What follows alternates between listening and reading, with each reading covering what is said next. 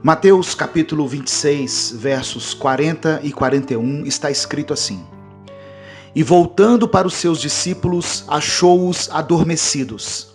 E disse a Pedro: Então nem uma hora pudeste velar comigo? Vigiai e orai, para que não entreis em tentação. Na verdade, o espírito está pronto, mas a carne é fraca. Essa passagem relata o momento que precedeu a morte de Cristo, o momento em que ele foi orar no Getsêmani. A Bíblia nos conta que Jesus levou 3 discípulos com ele, e um deles era Pedro. Jesus estava aflito, pois, mesmo sendo filho de Deus, a sua condição humana temia o que estava por vir, pois ele experimentaria o cálice da ira de Deus. Então ele pede para seus discípulos ficarem ali e orarem por ele. Quando ele volta, os discípulos estão dormindo. Porém, quando Jesus vai repreendê-los pela atitude, ele dirige a palavra primeiramente a Pedro.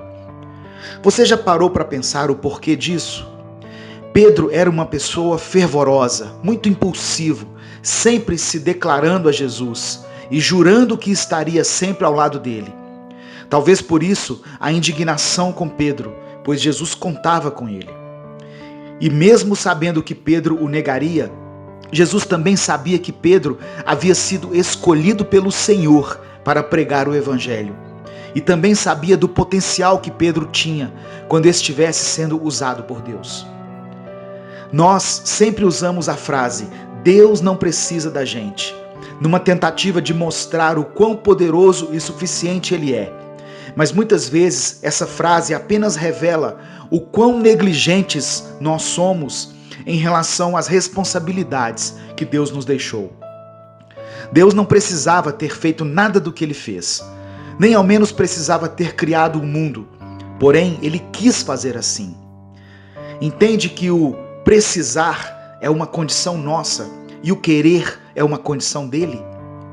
Deus não precisa que você o adore, que você revele a glória dele, ou que você ame o seu próximo, mas ele quer que você faça isso. É a vontade do Senhor. Então podemos parar de repetir que Deus não precisa de nós e devemos começar a agir de acordo com a vontade dele, pois ele nos escolheu para cumprir os seus propósitos aqui na terra. Eu quero orar por você. Senhor, obrigado por sua palavra. Nós pedimos perdão por sempre atribuir ao Senhor uma responsabilidade que é nossa. Somos negligentes e perversos, a ponto de usarmos a sua própria palavra conforme nos convém. Nos encha com sua compaixão e com o seu amor pelas pessoas, a ponto de não adiarmos mais a pregação do seu evangelho a todos que necessitam ouvi-lo.